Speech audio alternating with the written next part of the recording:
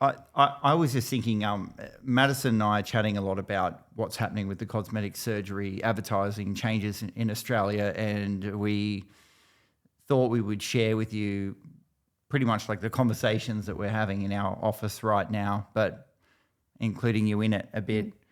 There's a lot of concern from doctors and surprisingly, especially plastic surgeons, that they won't be able to advertise in the same way that they currently do. And it's a bit disturbing when you think about like what it is that they're actually wanting to put in their advertising and continue to put in their advertising, right? Yeah, I think that it's been an industry that's gone unchecked for years, really since social media started to take off with Instagram and then TikTok. I think doctors started to exploit the inaction of the regulator and just ran free.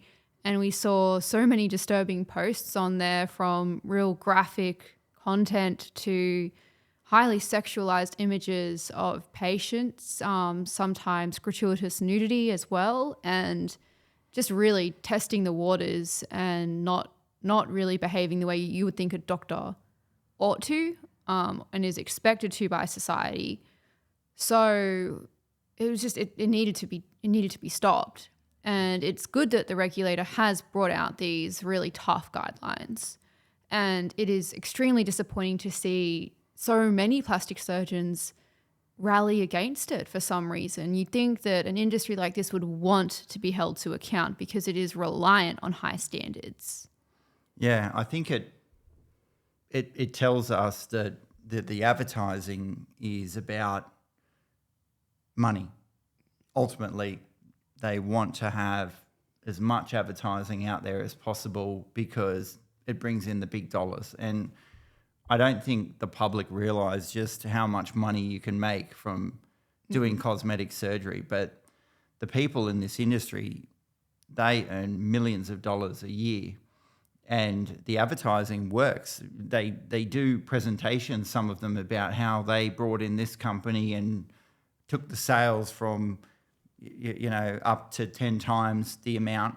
The companies, and what's really disturbing is a lot of the companies that are talking about how they want to advertise or how you should advertise don't even talk about the laws that you have to be aware of as a medical practitioner to advertise. So that we saw one, we were watching one for like probably over 2 years now, and never saw them put in anything about the law. It's just about how to 10x your business, and unfortunately, it is the public that get impacted because they feel vulnerable when they see this advertising. And like what we see the other day, we saw a video. It wasn't a current video, it was a couple years old, but where the patient is being told that she had, was it hip dips? That she didn't know she had. And then the doctor sort of did an after video with her later saying she came in complaining about her hip dips. Yeah, I think that this industry is just rife with pointing out insecurities in people. And, that's fine. People have insecurities, that's fine. But I think it's way too far for doctors who are making money off these insecurities to actually be pointing it out to people when they're in there for a consult about something totally different. And I think that is something that the regulator also wants to cut down on, that happening. But when I think about advertising in this industry, I mean, it's everywhere. Like you and I see it all the time. It's not just social media or websites. I mean, like what do you know about advertising when we see it every day? What do I know about it? What are you seeing? Like we're seeing it on billboards. Oh yeah, billboards, buses, paid ads on Facebook and Instagram, plus put out in their feed consistently. Some doctors, they put out so much content every day, and it makes you wonder what part of the day is dedicated to surgery. And if you actually have a look at it, so many of them are constantly posting, oh, we've got a film crew here today, we're filming again. It's all about promoting the business. And then when you say, well, where are the risks? They say, oh, well, they're on my website, or, it's not my duty to tell you about the risks in the advertising, or even worse, we've heard them say, oh, people won't get surgery if you tell them about the risks in the advertising. So there's a huge push for marketing. Yeah, but it's not just online. It's buses, billboards, it's on the radio, it's on TV, it's in magazines when you're waiting at the doctor's office. It's really everywhere. It's on lifestyle websites. It's in newspapers. It's literally, you cannot go anywhere. It's in shopping centers. You can't go anywhere. I was really surprised. Remember when we saw that cosmetic surgery clinic in the local shopping centre, and this was just after we saw another one that was offering liposuction in a shopping centre. And the rooms would have been like toilet blocks. They were tiny rooms. Like they wouldn't have had room to do the cannula without banging the wall. And I don't know how this is allowed. But, yeah, we're happy that the regulator are cracking down. Yeah, and I think that there's been so much misinformation out there from plastic surgeons and other doctors about what these advertising guidelines actually entail. We've heard doctors saying things like, oh, I'm not going to be allowed to say things like boob job. And that's not actually the case. You are allowed to say phrases like that as long as you have the proper clinical term with them. And that is very patient-centric because patients might not know what the clinical term is, so they use Google to search the everyday term. But as long as doctors are making sure that they put in the clinical term, that's fine. They can continue to use that word. Obviously, words like that. mummy makeover has been banned. And explain the reasoning for that. Well, mummy makeover is essentially making mums feel like their normal, natural bodies after doing something that is normal and natural is somehow undesirable or unattractive, a mummy makeover. And I think it also lessens the risk of what that is. It's a very intense, invasive, risky procedure. It's not going to get your hair cut, getting your skin done. It's nothing like that. It is full-on surgery. And calling it a mummy makeover makes it seem like it's just nothing. I remember when I first heard the term, actually, it was on the radio. It was talkback radio. And a woman had just won some money and said she was going to go get a mummy makeover. And I was like, oh, that sounds lovely, a day at the spa. But the radio hosts clarified that it was actually surgery. And I was horrified. The fact that it's so mainstream now, this line of thinking that you need to bounce back. And if you can't, you have to go get surgery for a mummy makeover. It's interesting too, because you get the plastic surgery sector that says, oh, you should go to a proper surgeon, you should go to a plastic surgeon. But then what happens is some of those plastic surgeons are actually training nurses to do injectables, and they're training people to enter the cosmetic surgery space. And you could argue that that's sort of responsible, but it's not necessarily happening in like a hospital training facility setting. It's more like that plastic surgeon has branded their own product so that not only are the patients someone that they can sell to, but then they've got nurses and non-plastic surgeons that they can sell to as well. And we've seen that when we've been looking at stuff in America. We've seen plastic surgeons saying, don't ever trust anyone but a plastic surgeon to do injectables on you. But that same plastic surgeon has training for people who want to do injectables. They sell those courses to nurses. Yeah. It's sort of like marketing people selling advertising guideline education on the new guidelines when they haven't even read it. They don't even understand it. And also half the time they're the ones building these websites and pushing out this social media content that breaches the current guidelines.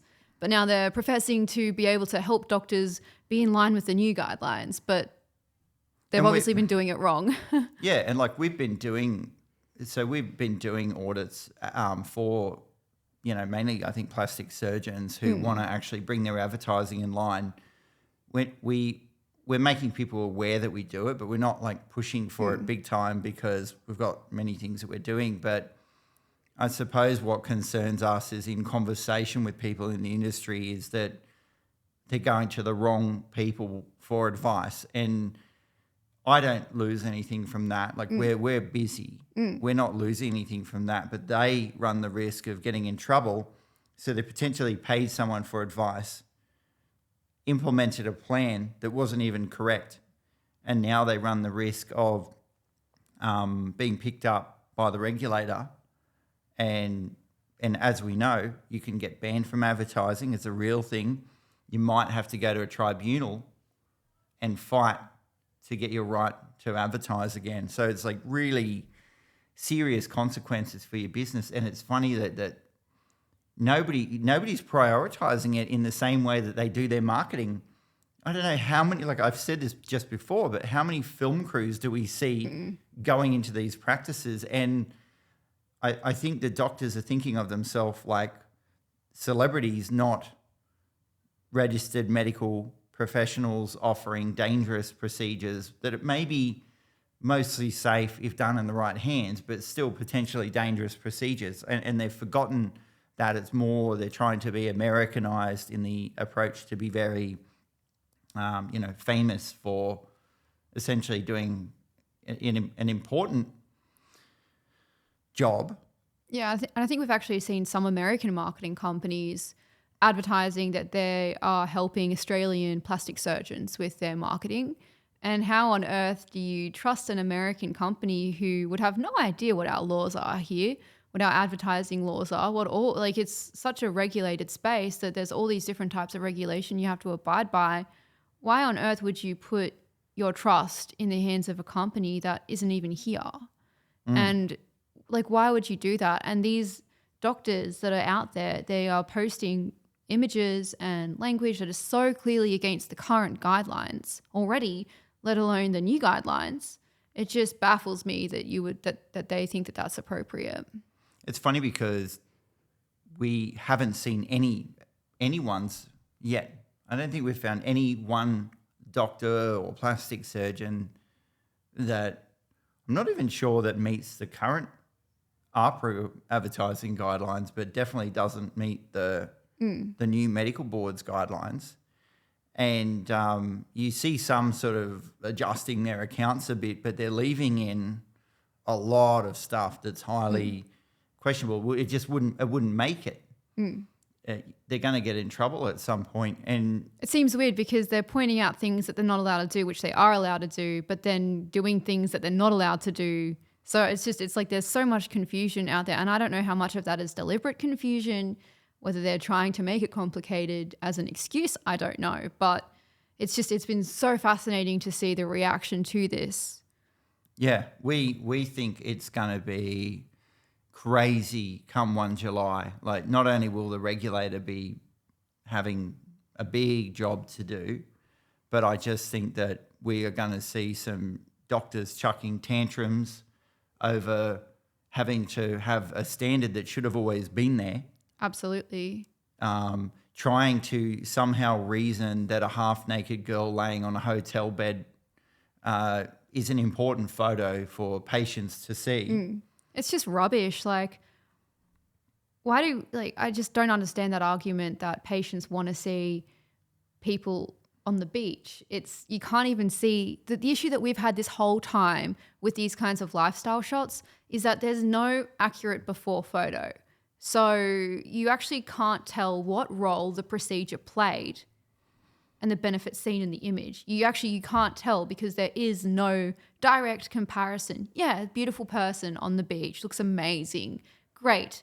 That does not say anything about the surgery. It does not say anything about the regulated health service that is being advertised to the public and being used to try and convince other people that they should come to them to go get surgery. Even if they never even thought about that, because they want to look like this person who looks beautiful on the beach. So these shots, they never were allowed because there is that part of the existing guidelines that if you can't tell what role the procedure played in the benefits shown in the image, it shouldn't be used in advertising. And these lifestyle shots, you don't know. You have no idea what role they played because they're posted on their own. You don't know, there's often glitter, there's filters, the people are oiled up, bronzer, makeup, and they're also positioning their body. They're posing their body in a way that accentuates a certain body part. So if they got a BBL, they're often posing in a way that makes their butt look great, bigger.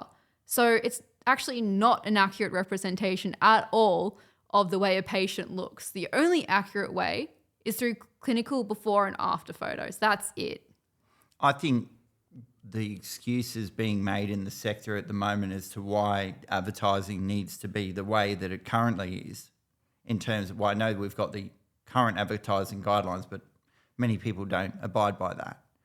I think the reason is, or the reasoning that they're making, it's about, they're saying, oh, it's not about the patient, it needs to be about the patient. But when you actually listen to all the reasoning, it is very much about what is impacting their ability to make money. And I'm not talking about any individual. This is a general message we've heard over, and all this stuff is very general. We've heard it over and over again. There is nothing patient-centered about posting bikini photos of patients online for advertising. There is nothing patient-centric about that. There is for bikinis. That is purely about glamorizing a procedure and suggesting to other people that they can look like that if they come get surgery, which individual results vary. You can't tell from a bikini shot on the beach that you can look like that. It's just, that is in no way, shape or form patient-centered. And it is, to me, it was always against the guidelines, that kind of imagery. But now it is very clearly against the guidelines, and that is to protect patients from seeing that kind of manipulative advertising and thinking they can look like that, so they're going to drop $10,000, $20,000, $30,000 with a surgeon to, fingers crossed, look like that person. Yeah, and it's a very, very interesting sector. I think it's going to just blow up come 1 July. It will be crazy. Wouldn't be surprised if we see lawsuits, doctors getting suspended, running to the media thinking they're going to get a favourable media story and somehow becoming the subject of their own expose. And you know, the thing is too, these doctors, a lot of them facilitate the photo shoots for the glamorous photos that you see. So they're getting a professional photographer in there, bronzing up the patient, posing them, lighting them. And we were saying this to someone the other day, that the lighting that you use, the camera that you use, the lens that you use, the color of the light you can use, the position, everything can change how someone looks to the point that you can look like you've got a really skinny head or a really fat head in the same photo shoot, depending on the lens choice. And so that's all carefully selected to make someone look, you know, a certain way, right? Well, the other thing is those photo shoots make it seem like fun. They make it seem like surgery is just getting together with the girls and taking a bit of me time. It is the opposite. People can't sit on their butt for 6 weeks when they get a BBL. Like, good luck with that. That is not a fun time. It's totally inappropriate for doctors and plastic surgeons to be selling surgery as a fun thing. And these photo shoots where they're drinking champagne, they're, you know, in their underwear essentially, like it's some sort of glamorous sleepover. It's just baffles my mind that anybody thought this was appropriate to start with. You know, when you had when you went to hospital, you were terrible after your surgery. It wasn't cosmetic, but it wasn't as major as getting your ab muscles sewn back together and a tummy tuck. We've both had surgery done in hospitals. We've both had surgery likely that saved our lives. And we know the recovery is not easy. It's not quick, especially if you're being cut open. It's not like keyhole surgery. If you're being properly cut open and need to be stitched back up together, you know, that's 6 weeks bed rest. It's not fun. It's not glamorous. You need help to do everything. And it's painful. And I think that is like the one thing I just shake my head at with the advertising is they don't tell you how damn painful it is. It is excruciating. And I even see things in the advertising like you have a drain placed in you. And don't worry, removing that's like, you know, no pain. And when that was removed from me, when I had my drain removed, I felt like I was being tortured, and the nurse was like trying to help me get through it. But it was the most excruciating pain I'd felt, and I'd just been cut open. So it just goes to show you everybody experiences these things differently. So to say that, oh, there's not much pain, or there might be some discomfort, there will be pain. Everybody feels pain differently, but you will feel pain. Put that in the advertising so people know what they're getting themselves into before they mentally decide to do something. Yeah. And I've said this before.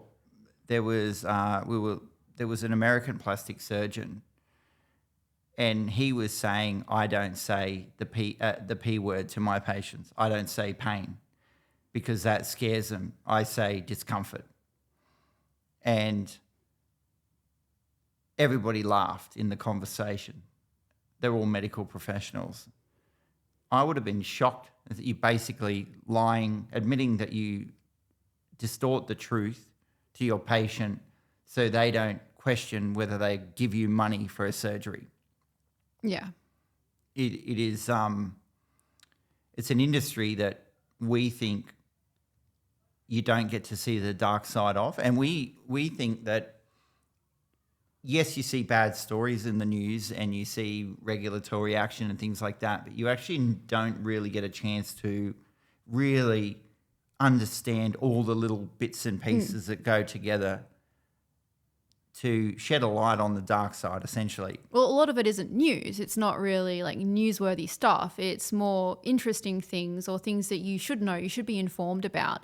But in terms of it being like really newsworthy, for primetime TV, that kind of thing, it's sort of getting in too deep there. And that's, I think, what you and I want to explore. We want to explore that gap to see who has opinions that aren't being shared here, who has like really valuable, unique insight that on the dark side of cosmetic surgery that we can talk to and explore what they're seeing or what their experience is that aren't getting typical attention but are still really important for patients to know or the public to know. One thing that patients try and do from our research is patients try and research. In terms of cosmetic surgery, yeah, absolutely they do, yeah. Yeah, more than people who invest in the stock market. Just they really look into it, they read, but the problem is they don't know where to go.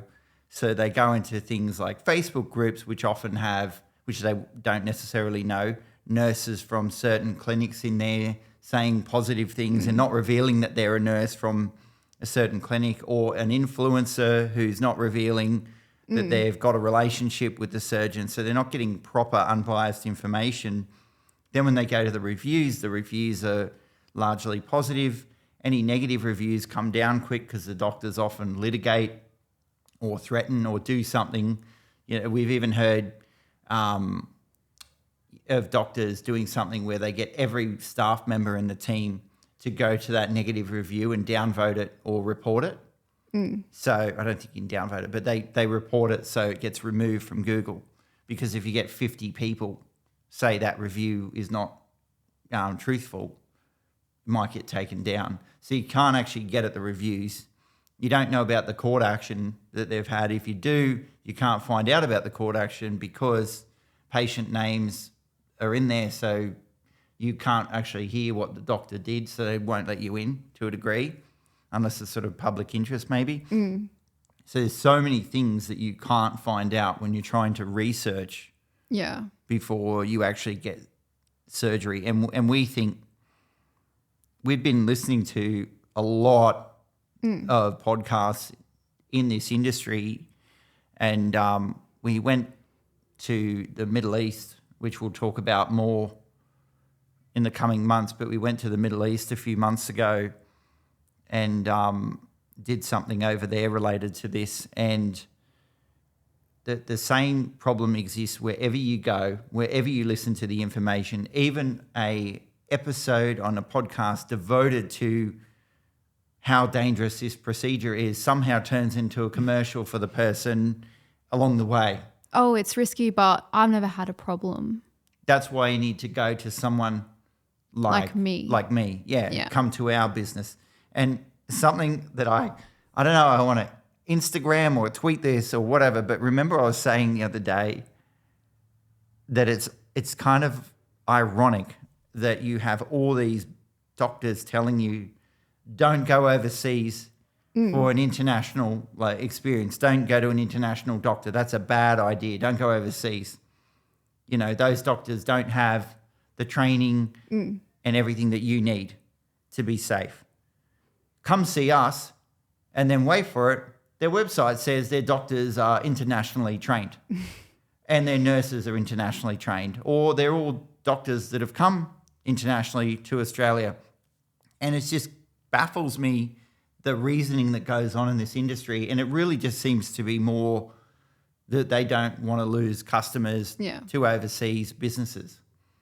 Yeah, I mean, obviously there's risk going overseas to get cosmetic plastic surgery. I mean, I wouldn't recommend it at all, because if something does go wrong, you know, I think a good point that was raised once was if you can't speak the language, you know, that's straight up a barrier for you to try and get help. Different laws.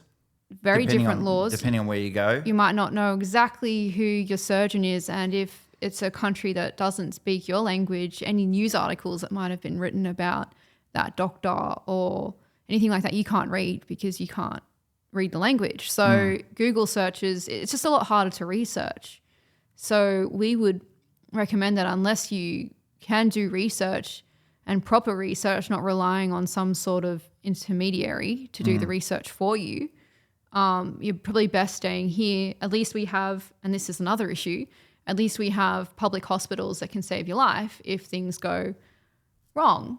But then the issue with that is that things do go wrong, and then the public hospitals are left. You pay for it. Yeah. Taxpayer pays for, essentially doctor screws up.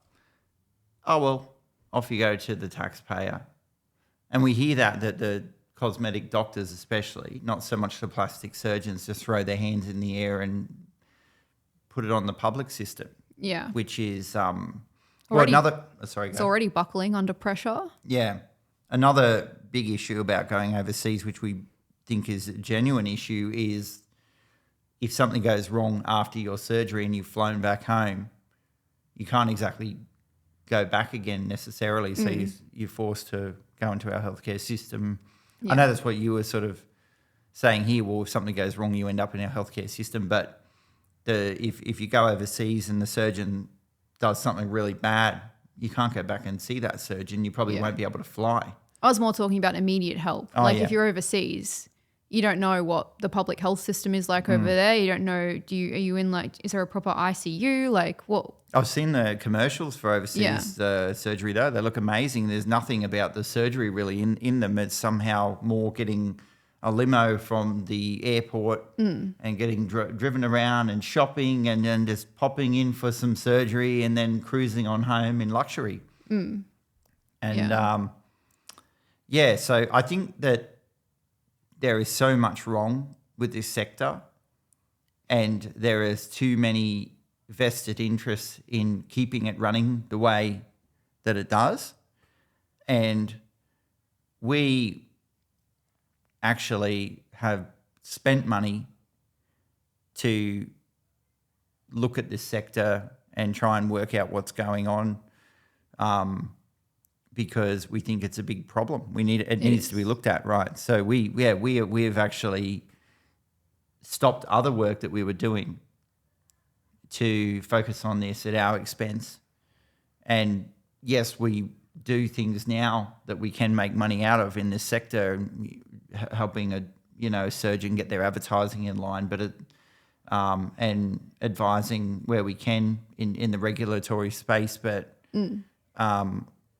ultimately, it's been largely a loss-making exercise. So for us, it's about we dug so deep into the sector that now we can't get out, and that's why we will be launching a podcast soon on the dark side of the sector. And it is absolutely shocking what goes on, and we just think that getting back to the research, that if people are getting surgery, we hope that they would actually invest their hours into listening to all the different episodes that we do, so they're fully informed. And I know that people we've spoken to and we raise all the issues with who want to get surgery normally say, well, actually, I don't want to get surgery now. Yeah. And that's not our goal, is not to encourage you not to get surgery. Yeah. If you have any topic idea that you want us to explore, feel free to leave a comment. We're open to ideas at this stage as well. We've got a pretty good plan mapped out there, but if there's something that you've been wanting to know or want us to explore with you, we're happy to find the right person to talk to and run a podcast episode if it meets that theme of the dark side of the cosmetic surgery industry. So definitely leave us a comment, and also please follow us for updates on our Instagram and our YouTube, and we'll be releasing small videos as well along the way before we fully release our podcast. We're still finding our groove because for years we've just done the work. We've never focused on branding. We move largely in the background to get things done. And the thing that we'll come back to about the Middle East sort of triggered our thought process to actually start being a bit more vocal about what we're doing. Yeah, so subscribe. Definitely, subscribe, please. follow, be number comment, 10 or like, 9 share. or 7 or, share. And know that what you're getting here is intended to be raw, deep and honest. And we don't think that you can get that anywhere else, because there is always someone that has some sort of large commercial interest in even talking about the bad things and steer it back to them getting business. Yeah. So thanks for listening. This is you're just catching up on basically our daily chats that we have where we scratch our head and say, what are these guys thinking? Why are they doing that? Why are we even having to tell people that they shouldn't be doing that? Really, isn't it? It's just So we're just letting you into a bit of a raw conversation about what happens in our office every day. But also trying to correct some misinformation that's out there. It seems to happen when these new guidelines hit. People read it the wrong way or get told something wrong, and next thing you know, it's on the radio again and everybody's confused. So hopefully that cleared some things up. Yeah. And we would say the best way to get the correct information is to read the guidelines directly supplied by the regulator and the accompanying documents. But you can contact us and ask us questions as well. So please follow us on our journey. We're rough, but we're ready. We're going to get there eventually. Yes. Thank you. See you later. Bye.